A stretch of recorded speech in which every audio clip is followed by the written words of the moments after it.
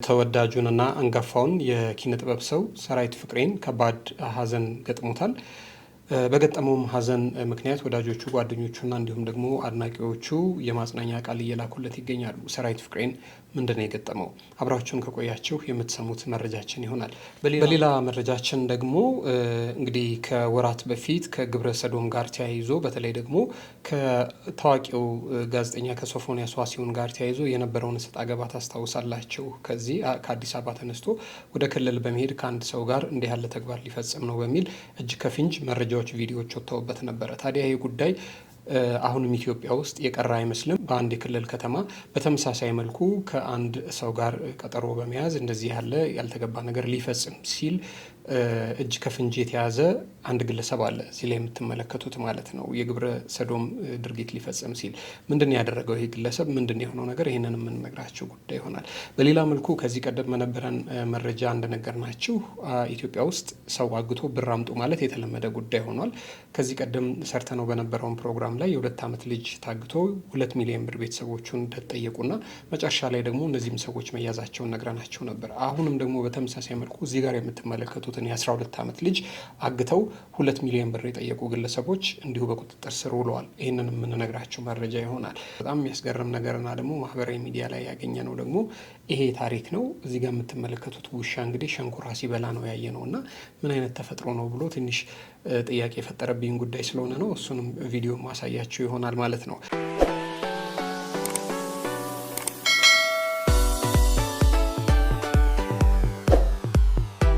የምንወዳችሁና የምናከብራችሁ የጊዜ ሚዲያ ቤተሰቦች እንዴት አላችሁ? በያላችሁበት የዓለም ጫፍ በያላችሁበት የሀገር ጥግ ሁሉ ሰላም፣ ፍቅር፣ ጤና ትሆኑ ዘንድ ዘወትር ምኞታችን ነው። ኤልያስ ደግነት ነኝ። የምትከታተሉት ጊዜ ሚዲያ ነው። እንግዲህ ዛሬ ትንሽ አግራሞትን የፈጠሩብንና ደግሞ ያስተምራሉ ያልናቸውንም ጉዳዮች ነው ወደ እናንተ ይዤ የቀረብኩት። እስከ ፕሮግራማችን ፍጻሜ ድረስ አብራችሁን ቆዩና መሰናዷችንን ተከታተሉልን።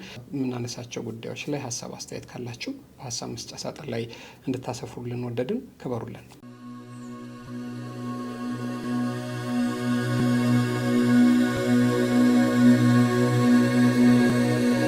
ቀዳሚ ወዳደረግነው ጉዳይ ስንመጣ እንግዲህ ተወዳጁን የኪነ ጥበብ ሰው በተለይ ደግሞ በኢትዮጵያ የኪነ ጥበብ ታሪክ ውስጥ እጅግ በጣም ጉልህ አስተዋጽኦ ካላቸው ሰዎች መካከል አንዱና ዋነኛው ነው።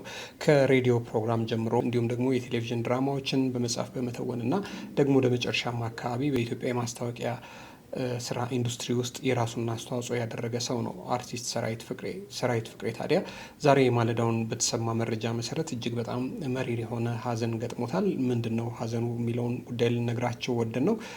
ተከታተሉ። ተወዳጁ የኪነ ጥበብ ሰው አርቲስት ሰራዊት ፍቅሬ እጅግ በጣም ከባድ ሀዘን ገጥሞታል። አርቲስት ሰራዊት ፍቅሬ እጅግ የሚወዳቸውና የሚያከብራቸው ወላጅ እናቱን ወይዘሮ በለጥሻቸው ማመጫን ከዚህ ዓለም ድካም በማረፋቸው የተነሳ ከፍተኛ ሀዘን ውስጥ መውደቁ ነው የተሰማው። ጋፋውና ተወዳጁ አርቲስት ሰራዊት ፍቅሬ ወላጅ እናቱን ወይዘሮ በለጥሻቸው ማመጫን ማጣቱ ትልቅ ሀዘን ውስጥ ከቶታል። በዚህም የተነሳ ወዳጆቹ፣ ጓደኞቹ፣ አድናቂዎቹ የማጽናኛ ቃል እየላኩለት ይገኛሉ። እንግዲህ እናት ነች። እናት የፍቅር ጥግ ነች። እናት የትዕግስት ተምሳሌት ነች።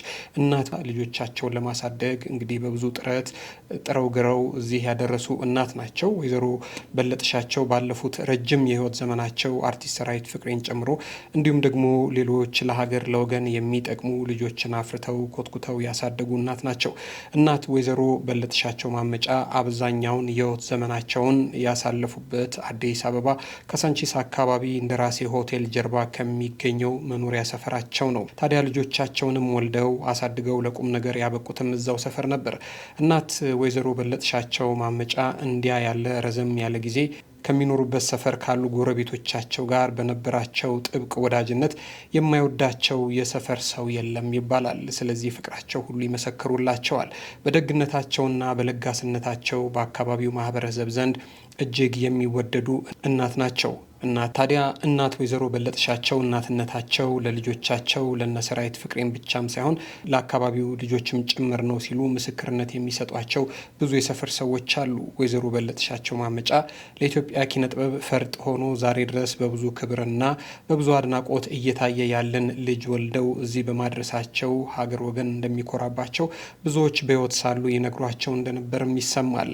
ታዲያ እንዲያ በብዙ ልፋትና በብዙ ትጋት አሳድገው ለቁም ነገር ያበቁትና ብዙዎች እንዲወዱት ሆኖ ያደገው አርቲስት ሰራዊት ፍቅሬም ወደ ኪነ ጥበቡ ዓለም ከተቀላቀለ በኋላ ብዙ ስራዎችን መስራት ሲጀምር እንደ ልጅ ለወላጆቹ የሚጠበቅበትን ምናልባትም ከዚያም በላይ በማድረግ አንደላቆ አንዳችም ነገር ሳይጎድልባቸው እስከ እድሜ ፍጻሜያቸው ድረስ በእንክብካቤ እንዳኖራቸውም ይነገራል። ለዚህም በነጋ በጠባ ቁጥር ፈጣሪ ልጆቻቸውን እንዲጠብቅላቸው የቀን ከሌት ጸሎታቸው እንደነበረም የቅርብ ሰዎቻቸው ሲናገሩ ይደመጣሉ።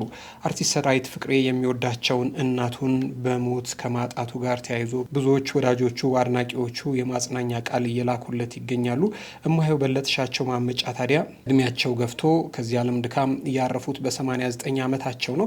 ብዙዎች እንግዲህ በቃ ከዚህ በላይ መኖርም በቂ አይደለም፣ በእድሜያቸው ነው የሄዱት፣ ስለዚህ ማመስገን አለባቸው የሚሉትም ብዙ ናቸው። ግን ደግሞ እናትም ስለሆኑ ረጅም ጊዜም አብሮ የኖሩ እናትን በሞት ማጣት ህመሙ ከባድ ነውና ምናልባትም በእድሜያቸውም ቢሆን የሄዱት የግድ ነው። እናት ስለሆኑ ማዘን የማይቀር ነገር ነው። ከዚህ አንጻር ብዙዎች ብዙ የማጽናኛ ቃል እየላኩለት ይገኛሉ። እንግዲህ እማሆይ ጌታን ተቀብለው ቆርበው ያሉ ናቸው። እድሜያቸው 89 ደርሷል። ወደሚወዳቸው አምላካቸውን የሄዱትና ብዙ ማዘን አይገባም እያሉ የሚወዱት ሰዎች እያጽናኑት ይገኛሉ። ታዲያ የኚህ እናት የቀብር ስነ ስርዓትም ነገ ማክሰኞ መጋቢት 8 ቀን 2018 ዓ.ም በየካ ደብረ ሳህል ቅዱስ ሚካኤል ቤተክርስቲያን ከቀኑ 8 ሰዓት ጀምሮ እንደሚፈጸም ተሰምቷል። እንግዲህ ቤተሰቦቻቸው ባወጡት መርሃ ግብር መሰረት ደግሞ ከሆነ የአስክሬን ሽኝታቸው የሚደረገው እዛው ካሳንቺስ እንደራሴ ሆቴል ጀርባ ከሚገኘው ረጅም ዘመን ከኖሩበት ልጆቻቸውን ወልደው ካሳደጉበት ቤታቸው መሆኑ ታውቋል። ይህ እንግዲህ ለአርቲስቱ መሪር ሐዘን የፈጠረ ክስተት ነው ማለት ነው። እንግዲህ ምንም እንኳን በእድሜያቸውም ቢሆን የሄዱት እናት ነችና ሐዘኑ ከባድ ነው፣ ከአንጀት አይወጣም። ስለዚህ ሰራዊት ፍቅሬን ቤተሰቦቹን፣ ወንድሞቹን፣ እህቶቹን እና ደግሞ መላውን የቤተሰቡንም አካል ፈጣሪ እንዲያጽናናቸው እንመኛለን። ደግሞ የእናቱንም ነፍስ በአጸደ ገነት እንዲያኖርልን ምኞታችን ነው። እንግዲህ ይህንን የሚያክል ጉምቱ የኪነ ጥበብ ሰው ሰጥተውናል። 89 ቢሆንም እድሜያቸው ወደ አምላካቸው ወደሚወዱት አምላካቸው ነው የሄዱት። እንግዲህ ያም ቢሆን ግን ለቤተሰብ እናት ከቤት ስትጎድል ደግሞ የልጅ ልጆችም አሉ አያታቸው ማየት የሚናፍቁ፣ ለእነሱም ህመሙ ከባድ ነው። እንግዲህ ፈጣሪ እንዲያጸናቸው የሀዘን መጨረሻ እንዲያደርግላቸው እንመኛለን። እግዚአብሔር ያጽናቸው።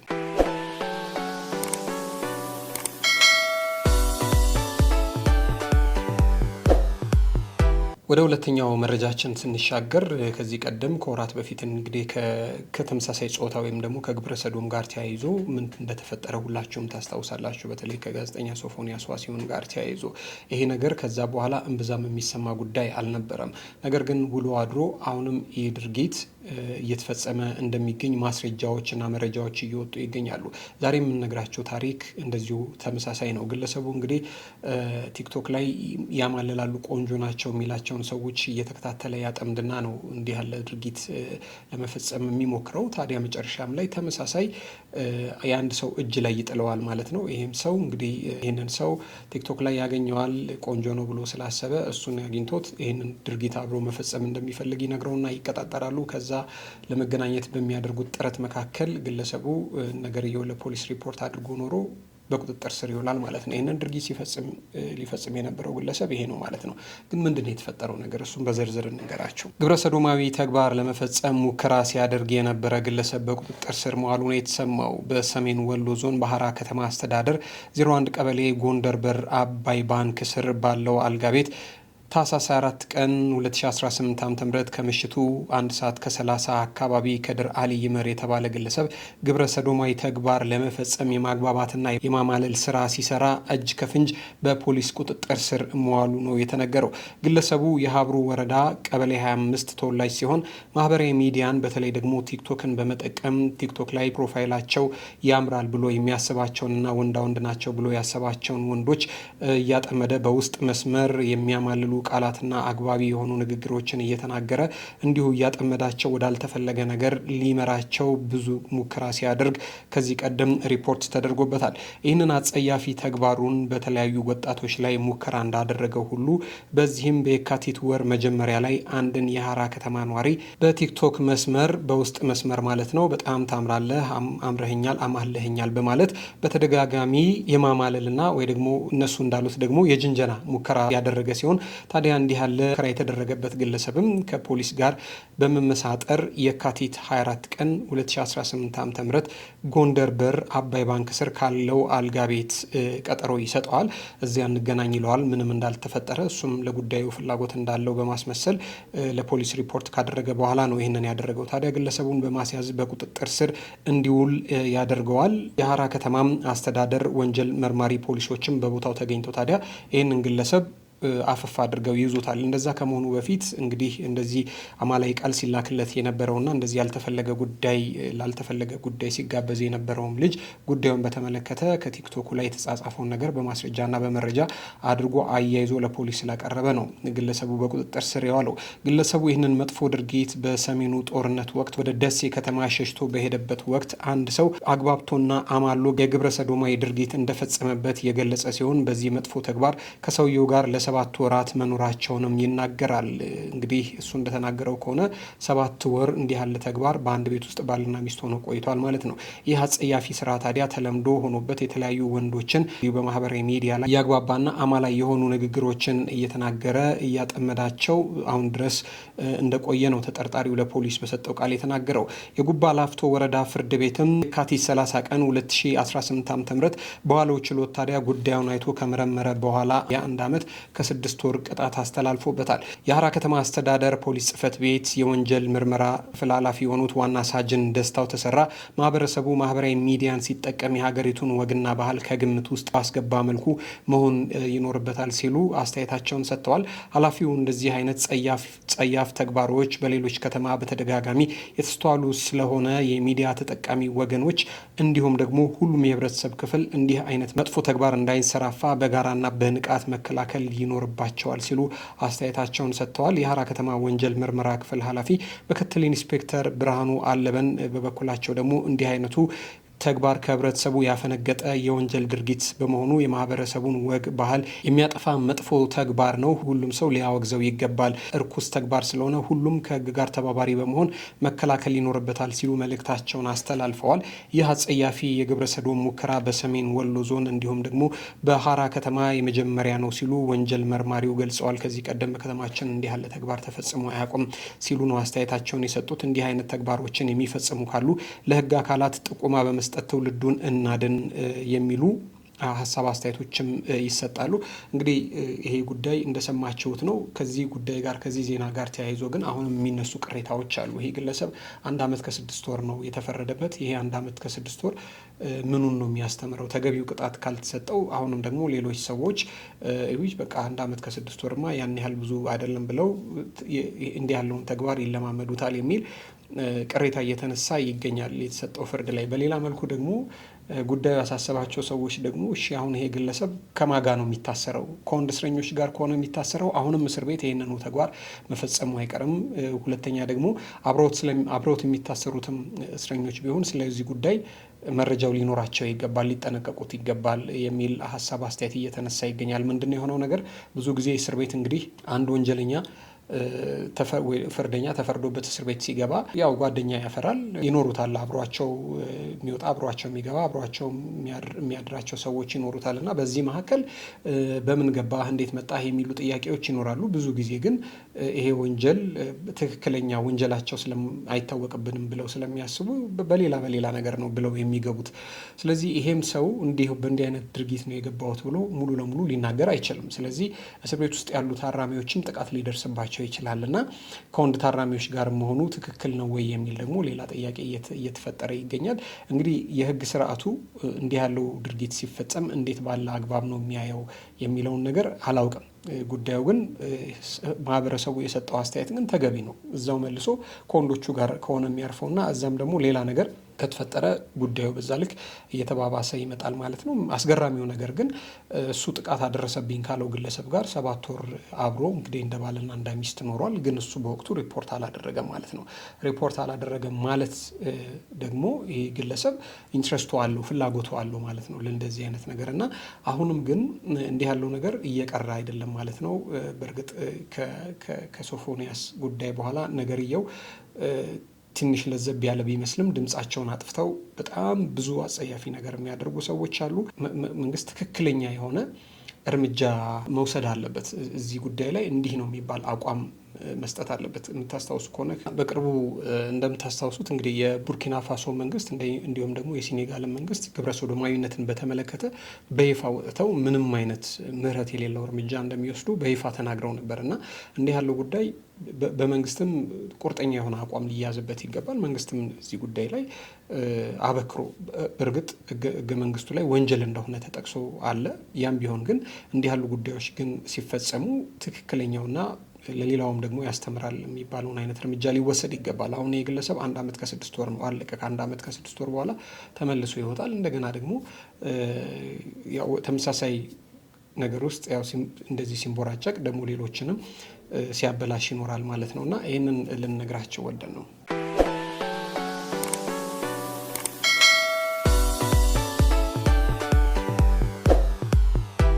አሁን ወደ ሌላኛው መረጃችን ደግሞ ስናልፍ ከዚህ ቀደም በተደጋጋሚ ነግረናችኋል። ኢትዮጵያ ውስጥ ሰው ማገት በቃ አዲሱ ስራ ሆኗል፣ አዲሱ ፋሽን ሆኗል። ሰው እያገቱ ብር አምጦ ማለት በጣም በሚያሳዝን መልኩ ከቀናት በፊት እኛም የሰራ ነው ፕሮግራም ነበር። የምታስታውሱ ከሆነ በስልክ መስመር ቤተሰቦቹን አስገብተን አንድ ህጻን ልጅ ከጠፋ 8 ቀኑ ነው፣ እናቱ ባህር ማዶ ነው ያለችው የሚል ነገር ነግረናቸው ነበረ። ማን እንደወሰደው ምን አይነት መረጃ እስካሁን ምንም አይነት መረጃ እንደሌላቸው ሰምተን ነበረ።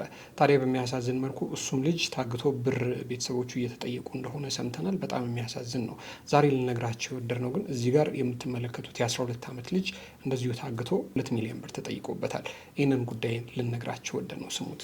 ከወላይታ ዞን ቦሎሶ ሶሬ ወረዳ በጊዜው ማንነታቸው በማይታወቁ ግለሰቦች ታግቶ የተወሰደው የ12 ዓመት ህጻን ልጅ ከጉራጌ ዞን መገኘቱ ነው የተሰማው።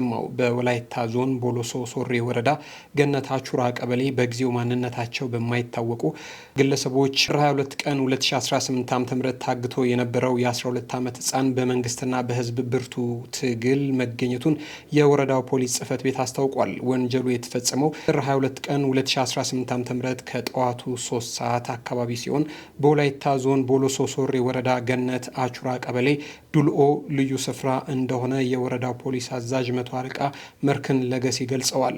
የ12 ዓመቱን ህፃን አቤኔዘር ደነቀ ሱላሙን በዕለቱ ከትምህርት ቤት ወደ አባቱ መኖሪያ ቤት እየተመለሰ ሳለ ነው በድንገት አጋቾች መጥተው የወሰዱት።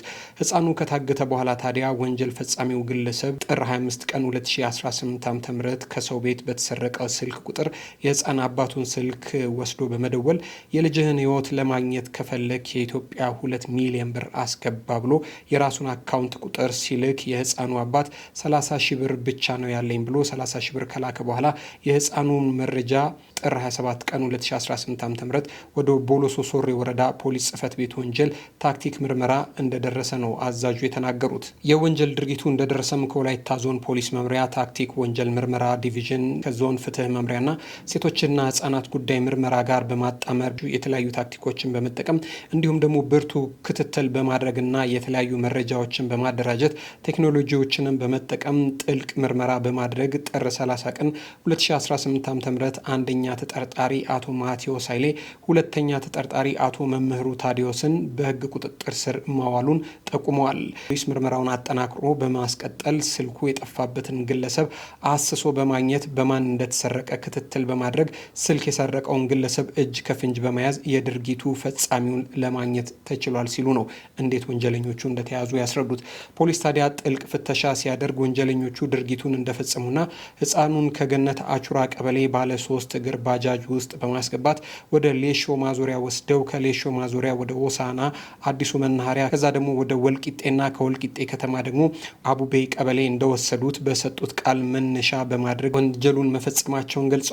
ወንጀለኛ ግለሰቦቹ ታጋቹን ህፃን በማዕከላዊት ኢትዮጵያ ክልል ጉራጌ ዞን አበሽጌ ወረዳ ውስጥ አቡቤ ቀበሌ ለአቶ መለሰ እንደ ልቡ ለተባለ ግለሰብ በዕለቱ ከምሽቱ 4 ሰዓት እስከ መኖሪያ ቤቱ ድረስ በማድረስ ያገናኝ 4000 ብር በመቀበል ለህፃኑ በአመት 5000 ብር ደሞዝ እንዲከፈል አድርጋለሁ ብሎ በሰጠው ጥቆማ መነሻ መረጃ መሰረት ፖሊስ ከፍርድ ቤት ቤት መያዣ ትዕዛዝ በማውጣት ከወላይታ ዞን ፖሊስ መምሪያ ለጉራጌ ዞን ፖሊስ መምሪያ የስራ ትብብር በማጻፍ እስከ ቦታው በመሄድ ህፃኑን በመረከብ በአካል ይዘው በማምጣት ለወላጅ አባቱ በማስረከብ ወንጀል አድራጊዎችንም ወደ ህግ በማቅረብ ምርመራ እየተደረገ መሆኑንም ገልጸዋል። በመጨረሻም ህብረተሰቡ እንዲህና አይነት ድርጊቶች ከመፈጸማቸው በፊት ልጆቻቸው የሚውልበትን ቦታ በቅርበት እንዲከታተሉ እንዲሁም ድርጊቱ ከተፈጸመ ወዲያውኑ ለፖሊስ አካል ጥቆማ እንዲሰጥ አሳስበዋል ማለት ነው። እንግዲህ ሰዎች ከስራ ይልቅ በአጭር ለመክበር የሚያደርጉት ነገር እጅግ በጣም አስገራሚ ነው። አሁን 12ቱን ዓመት ልጅ ወስደው 2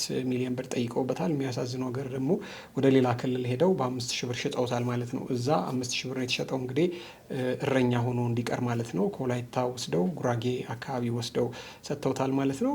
አሁንም ይህንን መረጃ መልሰን መላልሰን የምናመጣው ልጆቻችንን ለቅስበት እንኳን ከአይናችን እንዳይጠፉ በጣም ከፍተኛ ጥንቃቄ ማድረግ እንዳለብን ልንነግራቸው ወደን ነው። በጣም በቅርብ ሰዎች በጣም በቅርብና አካባቢውን ምናምን በሚያውቁ ሰዎች ነው ህጻናት የሚሰረቁትና ጥቃትም የሚደርስባቸው ማለት ነው። የምታስታውስ ከሆነ እዚህ ጋር የምታዩት አባትና ልጅ አሉ።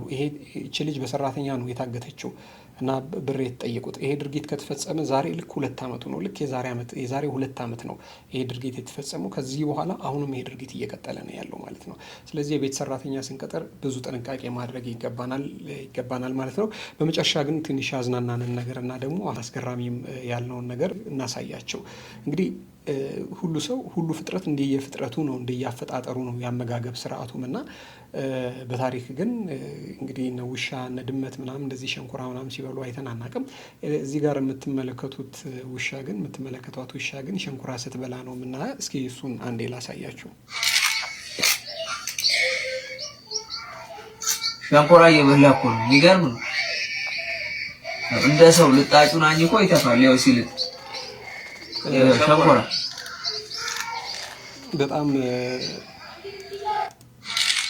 በጣም እንግዲህ የሚገርም ነገር ነው። እኔ ለመጀመሪያ ጊዜ ነው ውሻ ሸንኮራ ሲበላ የማየው፣ አይቼ አላውቅም። በእርግጥ አልፎ አልፎ አንዳንድ እንደዚህ ወጣ ያለ ተፈጥሮ ያላቸው እንስሳት እንዳሉ እናውቃለን። ማስታውሰው ግን ከዚህ ቀደም ወደ ሀሮማያ አካባቢ ቢራ በአፉ አንስቶ ይጠጣ የነበረ ፍየል እንደነበር ነው ከዚህ ቀደም የማየው። የዚህ ውሻ ግን ምንድን ነው የሚበላው? አቶ ነው ደግሞ ሌሎችም ተደርድረውለታል። ለሱ ይመስለኛል የተዘጋጀው። ያንን ሲጨርስ ደግሞ ወደዚህ ይመጣል። ልክ እንደ ሰው ነው ልጣጩን ይልጣል። በቃ ቁጭ ብሎ ነው ሲበላ ያለው። ግን እንዴት ነው ጣዕሙ ቴስት ያደርገዋል ወይ አላቅም። ከዚህ ጉዳይ ጋር ተያይዞ ግን የተለየ ተፈጥሮ የነበራቸው እንስሳት የምታውቁ ካላችሁ በሀሳብ መስጫ ሳጥን ላይ ብታሰፍሩልን በጣም ደስ ይለናል። አጃይብ ስላደረገኝ ነው ይሄንን ነገር ወደ እናንተ ያመጣሁት። በተረፈ ለዛሬ የነበረን አጫጭር መረጃ ይሄንን ይመስል ነበረ። አብራችሁን ስለቆያችሁ እጅግ በጣም ከልብ አድርጌ ነው የማመሰግነው። በሌላ ጊዜ በሌላ ጉዳዮች እንገናኛለን። ጊዜ ሚዲያን ሰብስክራይብ ሳታደርጉ የምትመለከቱን ካላችሁ ሰብስክራይብ እያደረጋችሁ ቤተሰብ እንድታደርጉን ከወዲሁ በትህትና እንጠይቃለን። አብራችሁን ስለቆያችሁ እጅግ በጣም ከልብ አድርገን ነው የምናመሰግነው። ክብር ይስጥልን፣ ክበሩልን።